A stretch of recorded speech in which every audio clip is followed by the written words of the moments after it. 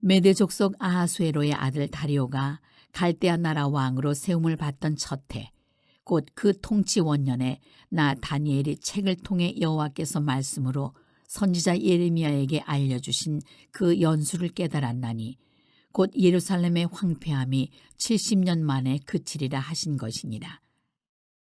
내가 금식하며 베옷을 입고 재를 덮어쓰고 주 하나님께 기도하며 간구하기를 결심하고 내 하나님 여호와께 기도하며 자복하여 이르기를 크시고 두려워할 주 하나님, 주를 사랑하고 주의 계명을 지키는 자를 위하여 언약을 지키시고 그에게 인자를 베푸시는 이시여.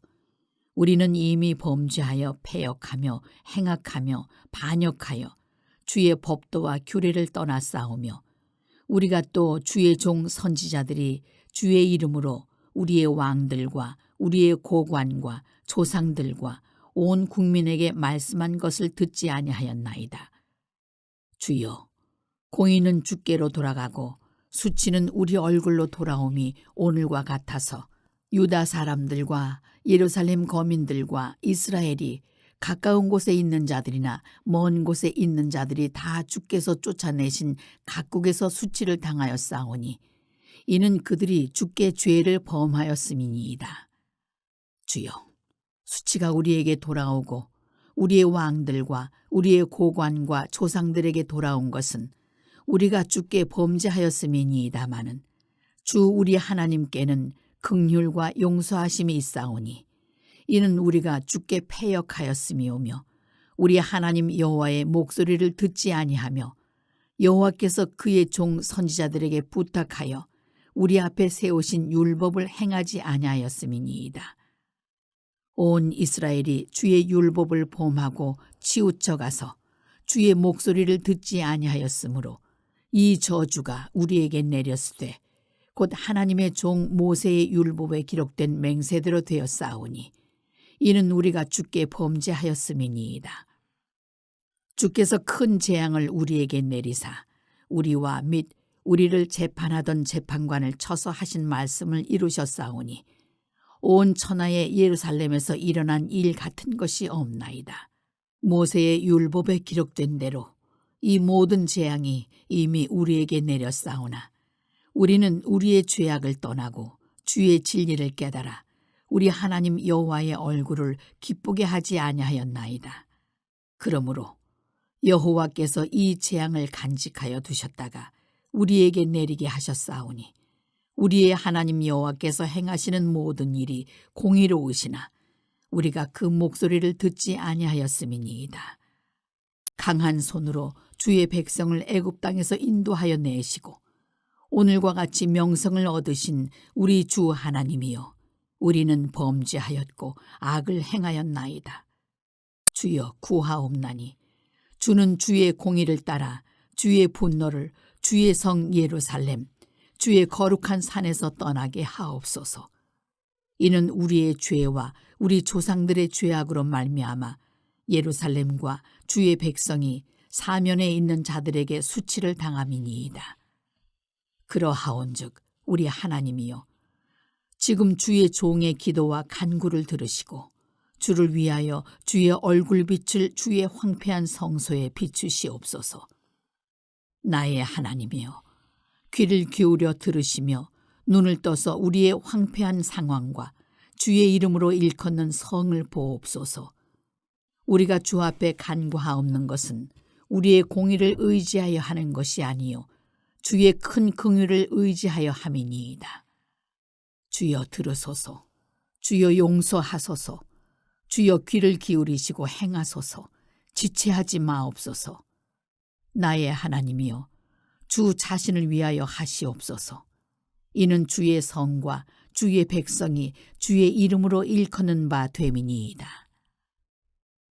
내가 이같이 말하여 기도하며 내 죄와 내 백성 이스라엘의 죄를 자복하고 내 하나님의 거룩한 산을 위하여 내 하나님 여호와 앞에 간구할 때, 곧 내가 기도할 때에 이전에 환상 중에 본 그 사람 가브리엘이 빨리 날아서 저녁 제사를 드릴 때 즈음에 내게 이르더니 내게 가르치며 내게 말하여 이르되, 다니엘아, 내가 이제 네게 지혜와 총명을 주려고 왔느니라.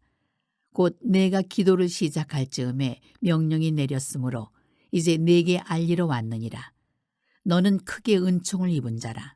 그런즉 너는 이 일을 생각하고 그 환상을 깨달을지니라.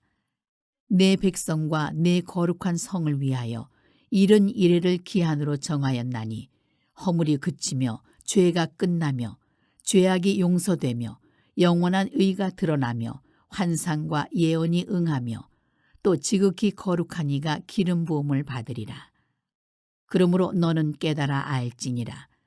예루살렘을 중건하라는 영이 날 때부터 기름 부음을 받은 자 곧 왕이 일어나기까지 7이레와 62이레가 지날 것이요 그 곤란한 동안에 성이 중건되어 광장과 거리가 세워질 것이며 62이레 후에 기름 부음을 받은 자가 끊어져 없어질 것이며 장차 한 왕의 백성이 와서 그 성읍과 성소를 무너뜨리려니와 그의 마지막은 홍수의 휩쓸림 같을 것이며 또 끝까지 전쟁이 있으리니 황폐할 것이 작정되었느니라.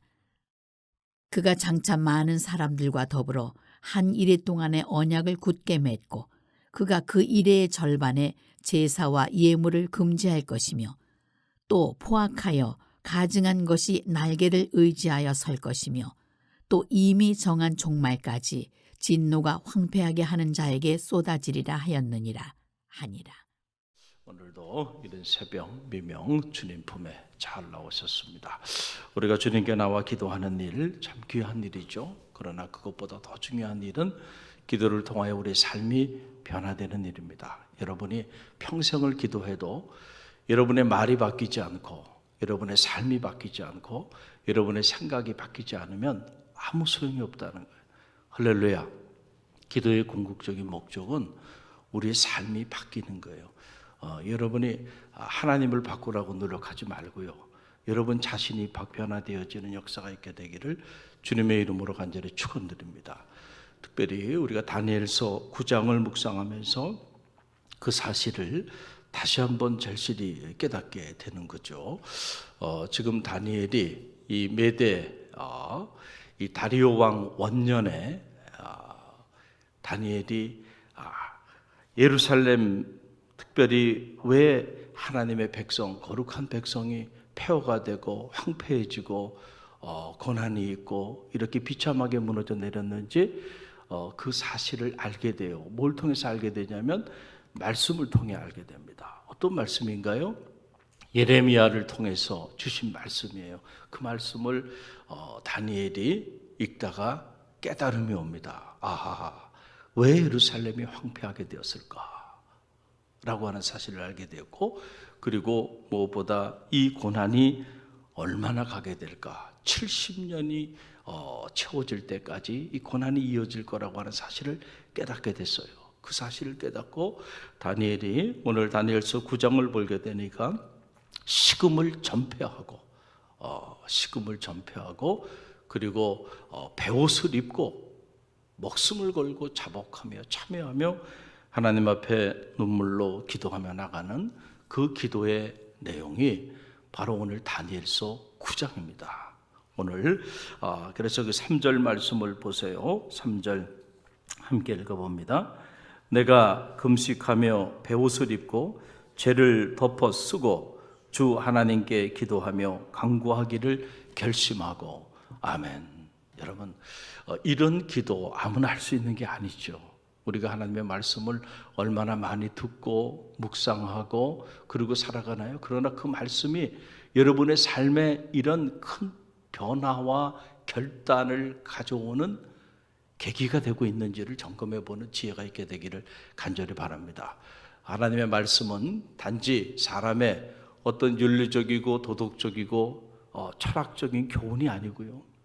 오늘 우리의 삶의 변화를 촉구하는 생명의 말씀임을 여러분 꼭 기억하고요. 날마다 이 말씀이 우리의 삶을 변화시키는 동력이 되는 그런 역사가 있게 되기를 간절히 바랍니다. 왜 하나님께서 다니엘에게 이 다리오 왕 원년에 예레미야를 통해서 주신 말씀을 듣고 깨닫게 했는가? 다니엘은 정확히 알았어요. 아, 이때가 기도할 때이구나. 할렐루야. 뭐 할 때요? 기도할 때요. 그런데 그냥 기도할 때가 아니고 금식했다라고 하는 게 뭡니까? 금식은 흉악의 결박을 푼다. 왜 그럴까요? 그것은 목숨을 거는 기도거든요. 지금 내가 이 자녀의 문제 때문에 왜 우리 아들이 이렇게 쓰임받지 못하고 버림받고 있는가? 왜 우리 딸들이, 왜 우리 가정이, 왜 내 삶에 이런 고난들이 있는가? 우리가 영적으로 점검해 볼 필요가 있다는 거예요. 할렐루야. 깨달은 거예요. 왜 예루살렘이 이렇게 황폐해졌고 70년이 되어야 그제서야 이 고난으로부터 해방될 수 있을까? 왜 이렇게 깊은 고난을 갖게 되었는가? 원인을 알게 된 거예요. 그러니까 기도하지 않을 수가 없는 거예요.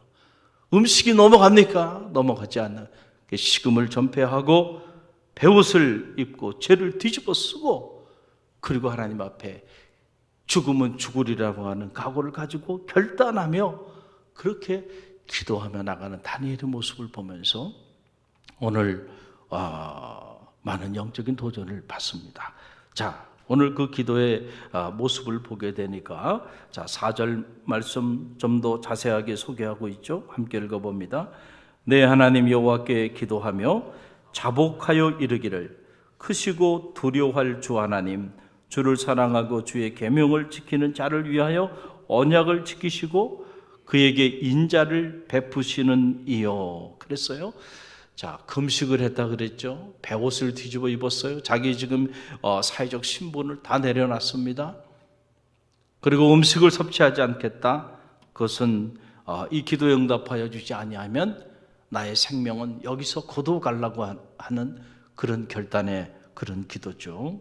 그리고 그 기도의 내용을 보니까 자복하며 기도했다.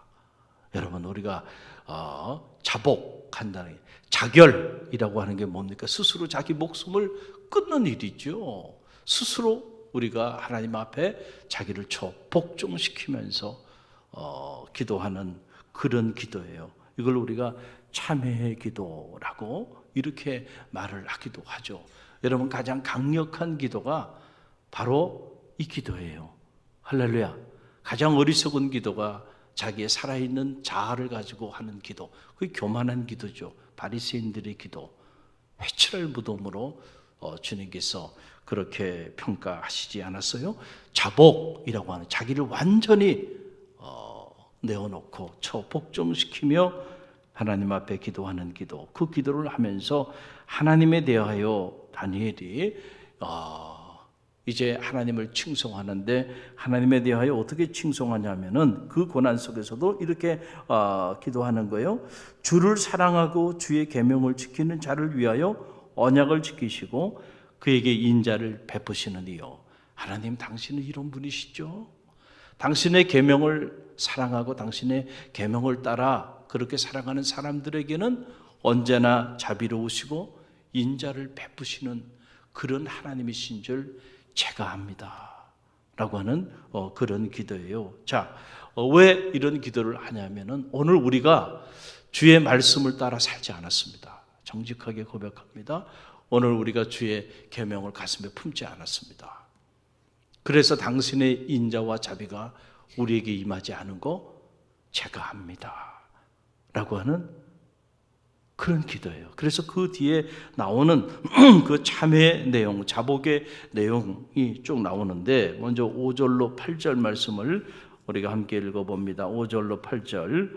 우리는 이미 범죄하여 패역하며 행악하며 반역하여 주의 법도와 규례를 떠나싸우며 우리가 또 주의 종 선지자들이 주의 이름으로 우리의 왕들과 우리의 고관과 조상들과 온 국민에게 말씀한 것을 듣지 아니하였나이다. 주여, 공의는 주께로 돌아가고 수치는 우리 얼굴로 돌아옴이 오늘과 같아서 유다 사람들과 예루살렘 거민들과 이스라엘이 가까운 곳에 있는 자들이나 먼 곳에 있는 자들이 다 주께서 쫓아내신 각국에서 수치를 당하였사오니 이는 그들이 주께 죄를 범하였음이니이다. 주여, 수치가 우리에게 돌아오고 우리의 왕들과 우리의 고관과 조상들에게 돌아온 것은 우리가 주께 범죄하였음이니이다. 할렐루야. 여러분, 이게 참 쉬운 일 같지만 쉽지 않아요. 우리가 자기의 허물을 스스로 인정하는 일, 사실은 이것만큼 어려운 일이 없어요. 우리는 마지막 순간까지 나는 의롭고 상대방은 다 잘못했다고 생각해요. 그래서 내 탓이요라고 하는 이 영적인 운동이 실제로 일어나지 못하는 이유가 여기에 있어요. 왜냐하면 나는 항상 의로운데, 나는 항상 옳은데 나 외에 다른 사람들이 다 문제야. 다니엘이 하나님의 말씀을 접하고 나서 보니까 다니엘의 마음속에 그런 마음이 있지 않았겠어요? 다니엘이 참 민첩하고 연민하고 똑똑한 그런 하나님의 사람이었어요. 그 가슴 속에 아마도 이 말씀을 보기 전에 다니엘의 마음 속에는 하나님 왜 이러시죠? 하나님 왜 우리 민족을 이렇게 하나님을 알지 못하는 이 이방 민족에게 고난을 당하게 하고 이렇게 나라 잃은 슬픔을 겪으면서 이 이방 나라에서 이렇게 살게 하십니까? 다니엘도 사람인데 다니엘의 마음속에 특별히 이렇게 경건한 삶을 살기를 결단하고 뜻을 정하여 기도하며 나가는 그 다니엘의 마음속에 하나님에 대한 원망, 하나님에 대한 불평 이런 것들이 없었겠어요? 저는 있었으리라고 생각합니다. 그렇지 않겠어요? 그런데 다니엘이 다 깨닫고 보니까 이것이 다 우리의 허물과 죄 때문에 일어난 일이구나. 우리가 범죄했습니다. 우리가 범죄했습니다. 다 조목조목 인정하는 거예요. 우리가 하나님 앞에 범죄하였습니다. 주의 종들을 통하여 하나님께서 고관들에게 이렇게 말씀하여 주시고 또 말씀하여 주셨는데 우리가 듣지 아니하였습니다. 그래서 모든 수치가 우리에게 돌아오고 우리의 이 범죄로 인하여 오늘 우리가 이 말로 표현할 수 없는 이 끔찍한 치욕을 당하면서 이렇게 포로기의 삶을 살아가고 있다고. 우리가 범죄했다고. 우리가 범죄했다고. 내가 잘못했다고. 그렇게 참여하며 고백하며 나가는 다니엘의 모습을 보게 되고, 이 다니엘의 기도의 내용이거든요. 기도문이에요. 자, 13절 말씀 보게 되면 우리 13절 말씀 한 절의 말씀을 더 들여다봅니다. 이 내용 전체가 다니엘의 참회의 기도입니다. 하나님 앞에. 본래 기도는요, 사실은 참회의 기도가 본래 기도의 본질이죠. 왜냐하면 우리는 언제나 하나님 앞에 거룩하고 경건하고 의롭고 선한 모습으로 서지 못하기 때문에 언제나 거룩하신 하나님, 선하신 하나님 앞에 서보면 정말 우리가 거룩하지 못하다는 거, 우리가 경건하지 못하고 선하지 못하다고 하는 사실을 깨닫지 않을 수가 없어요. 그래서 우리는 늘 모든 기도의 그 본질에 언제나 우리를 돌아보는 참회의 기도, 자백의 기도가 우리 가운데 있어야 하는 거죠. 자, 그래서 13절 보세요. 함께 읽어봅니다. 모세의 율법에 기록된 대로 이 모든 재앙이 이미 우리에게 내렸사오나 우리는 우리의 죄악을 떠나고 주의 진리를 깨달아 우리 하나님 여호와의 얼굴을 기쁘게 하지 아니하였나이다. 여러분, 이 뒤에 나오는 내용도 다 참회의 기도지만 이 13절 한 절의 말씀을 들여다보면 이 한 절의 말씀이 다니엘의 기도의 핵심이 되고 있는 것을 알게 돼요. 모세의 율법에 기록한 대로 이 모든 재앙이 우리에게 다 내렸다는. 그러니까 오늘 우리가 나라를 잃어버린 슬픔, 그리고 이 바벨론 제국에 의해서 찢김을 당하고 지금은 메대 이 바사 다리오 왕의 통치를 받고 이런 서름을 겪으면서 이 고난을 겪으면서 살아가게 된 이유, 이 모든 재앙이 어디로부터 왔는가? 결국 하나님께서 모세에게 이미 율법을 통하여 말씀하여 주신 대로 그대로 응하였다. 그러니까 하나님은 공의로우신 분이에요. 할렐루야. 하나님 말씀하신 그대로 이루어 주셨어요. 그러니까 당신은 공의로우신 분이십니다. 그런데 문제는 어디냐면 우리는 우리의 죄악을 떠나고 주의 진리를 깨달아 우리 하나님 여호와의 얼굴을 기쁘게 하지 아니하였나니. 참 여기에 있어요. 자, 이렇게 재앙이 다 내려졌어요. 그래서 고난 가운데 있습니다. 문제 가운데 있어요. 어려움 가운데 있어요. 그런데도 아직도 깨닫지 못하고 있다. 그렇죠? 깨닫지 못하고 우리가 해야 할 일이 바로 뭐냐면 우리는 우리의 죄악을 떠나야 합니다. 그래야 살 길이 열리는 거예요. 할렐루야. 그런데 우리는 떠나지 않아요. 주의 진리를 깨달아야 되는데 아직도 주의 진리를 깨닫지 못하고 그래서 우리 하나님 여호와의 얼굴을 기쁘게 하지 아니하였나이다. 할렐루야. 저는 바라기는 여러분이 신앙생활 하면서 사람을 기쁘게 하는 일, 물론 그것도 귀한 일이에요. 그러나 그것보다 더 귀한 일은 무엇일까요? 그것은 바로 하나님을 기쁘시게 해드리는 일이에요. 여러분이 하나님 앞에서 과연 하나님이 나를 보시면 기뻐하실까? 아무하게 참 어여쁜 자요.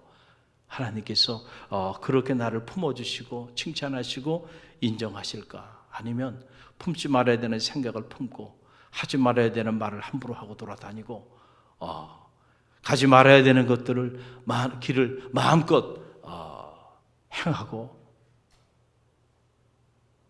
하나님 앞에 섰을 때 하나님이 아무하게 내가 너를 보니까 참 근심이 되는구나.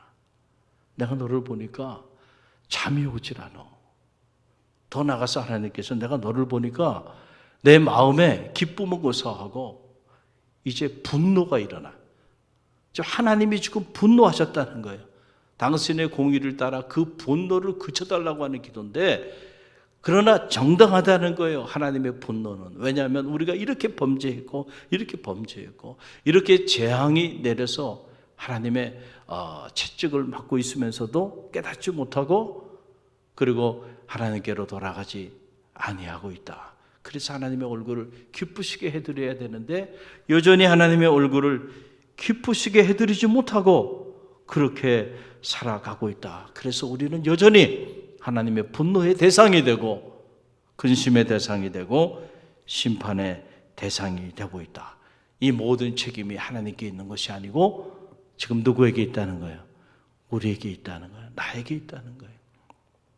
우리는 가끔 이렇게 신앙생활 하다가 힘들고 어려운 일이 이루어지게 되면 그 모든 책임을 전가하죠. 이거를 방어 기제라 그래요. 그 프로이드 얘기하면 사람은 누구나 자기의 책임을 전가하는 본능을 가지고 있습니다. 그 이유는 뭐냐면 자기가 살기 위해서 그러는 거예요. 그 책임을 내가 다 뒤집었으면 내가 살 길이 없어. 그러니까 심리적으로 그 모든 책임을 다른 타인에게 전가하는 겁니다. 그럼으로써 자기의 살 길을 찾는 거죠. 그러니까 이 모든 책임이 내게 있는 게 아니야. 나 아닌 다 다른 사람들 때문에 이런 문제들이 일어나요. 그래서 항상 내 탓이요라고 말하는 사람은 없고 다 남이 탓이요. 남이 탓이라는 거예요.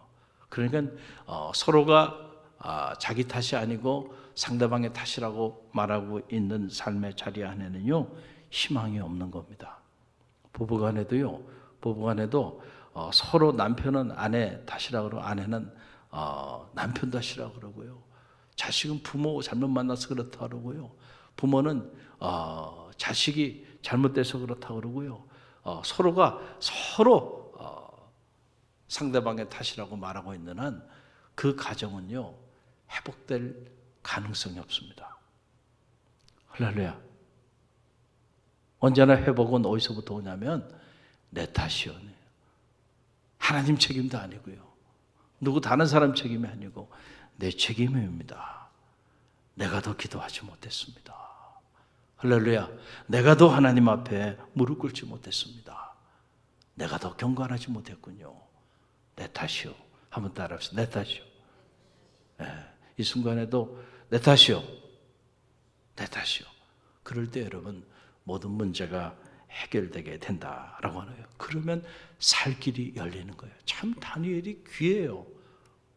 사람들은 이런 다니엘의 영성을 알지 못하고 그저 다니엘이 똑똑해가지고 바벨론에도 쓰임받고 메대 바사 제국에도 쓰임받고 또 이 제국을 거쳐가면서 고레스 왕에도 쓰임받고 이렇게 면민하고 민첩하고 지혜로워서 쓰임받은 인물이라고 생각하고 무슨 다니엘 학습법이니 무슨 학원도 만들고 이래서 다니엘처럼 공부 잘하는 아이, 그런 아이 만들겠다고 참 웃지 못할 해프닝들이 이 땅에는 일어나죠.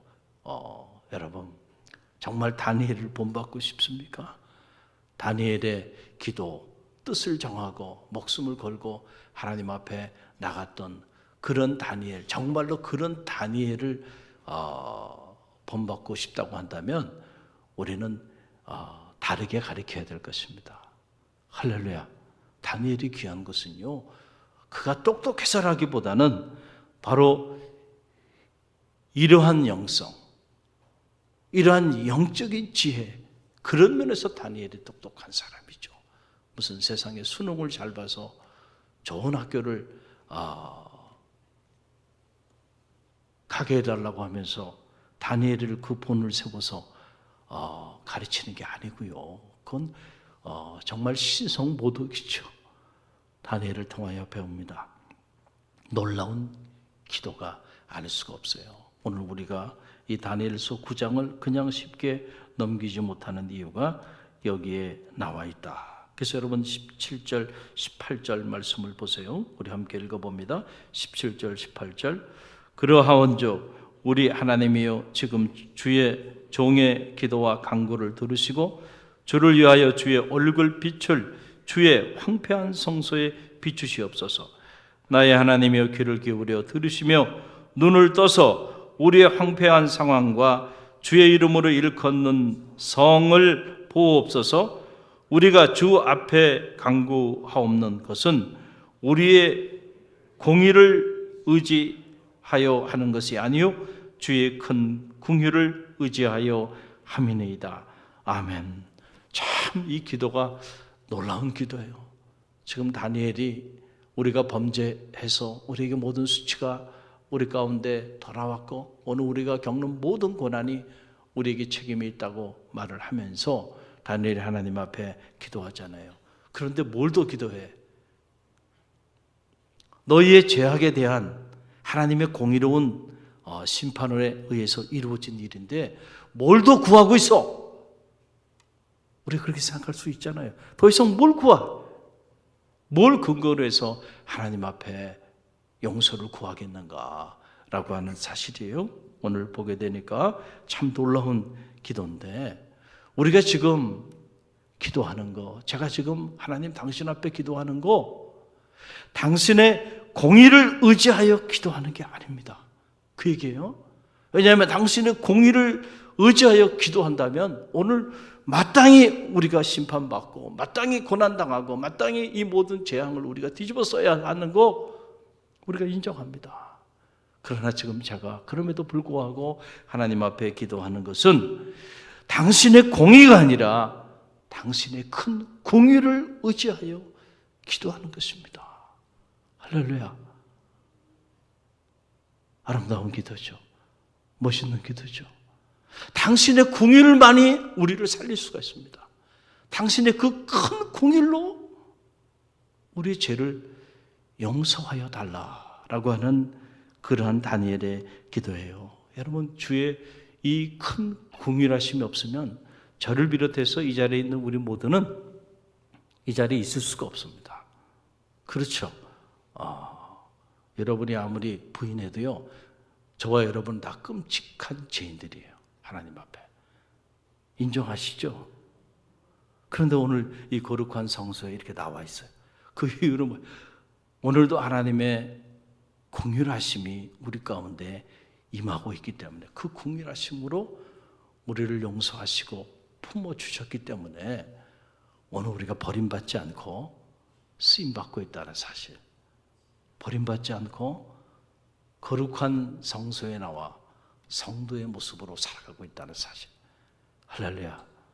여러분 이것만큼은 우리가 잊지 말아야 한다라고 하는 거예요. 언제나 그렇습니다. 자식은 부모의 그 긍휼하심으로 그 긍휼함을 따라 살아가죠.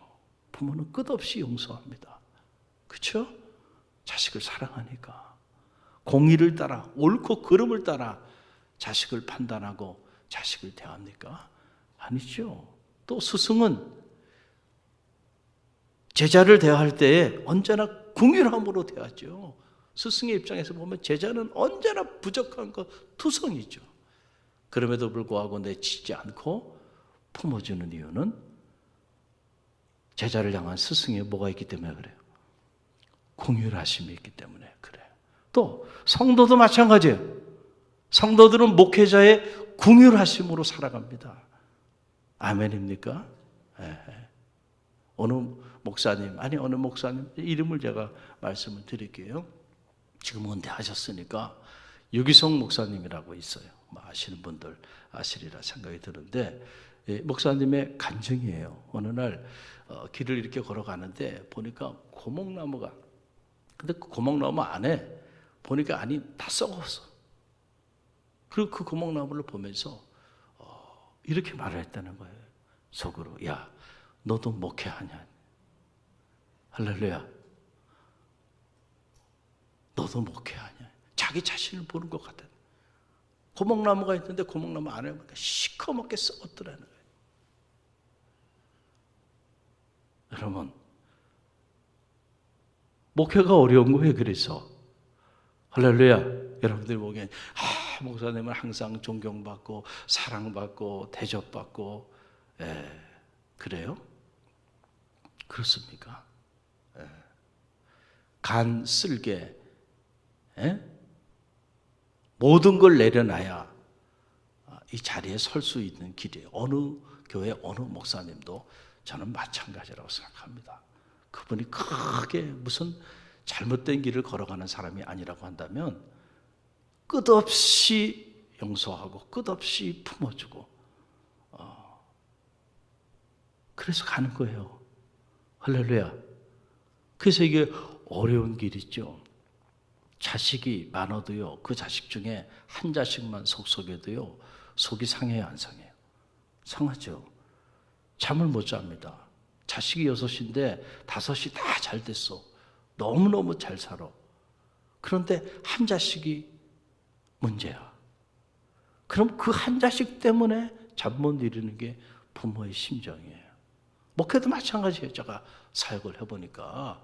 자, 99% 다 잘해도요, 그 한두 사람이 속썩이면요, 그 한두 사람 때문에 잠 못 자는 거예요. 할렐루야. 똑같은 일이에요.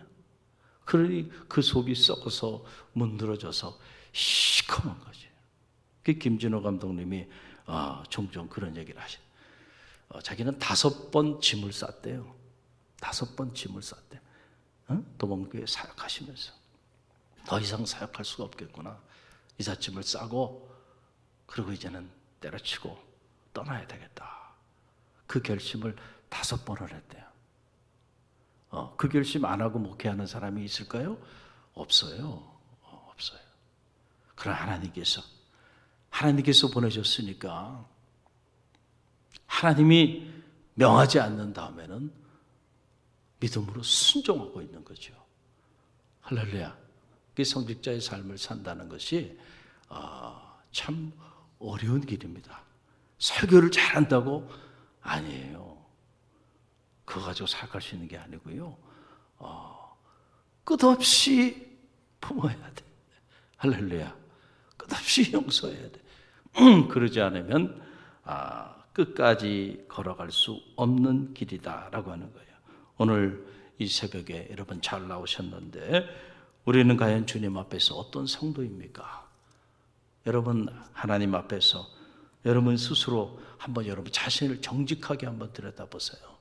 하나님이 여러분을 생각하기만 해도 정말 기쁨이 되는, 그 사람을 생각만 해도 너무너무 감사가 막 폭받쳐 오르는 여러분이 그런 하나님의 사람입니까? 아니면 참 이름만 들어도 근심이 돼. 이름만 들어도 걱정이 되고 더 나가서 이름만 들어도 막 분노가 치밀어 올라와. 만약에 여러분이 주의 종이나 교회나 하나님 앞에 그런 대상으로 살아가고 있다고 한다면 여러분 그것만큼 저주받은 인생은 저는 없으리라고 생각합니다. 바라기는 저와 여러분이 하나님 앞에 기쁨의 대상이 되시기를 간절히 바랍니다. 할렐루야. 어여쁜 자여, 어여쁜 자여, 나의 사랑하는 어여쁜 자여 라고 하는 이런 아름다운 주님의 평가가 저와 여러분 가운데 있게 되기를 간절히 바랍니다. 여러분, 그래서 다니엘이 이 사실을 알고요, 우리가 기쁨의 대상이 되지 않으면 회복할 수 없으리라 판단한 거예요. 그래서 눈물로 참회하며 식음을 전폐하며 기도하면서 참회의 기도를 올려드리고 있는 거예요. 하나님의 궁유를 구하면서.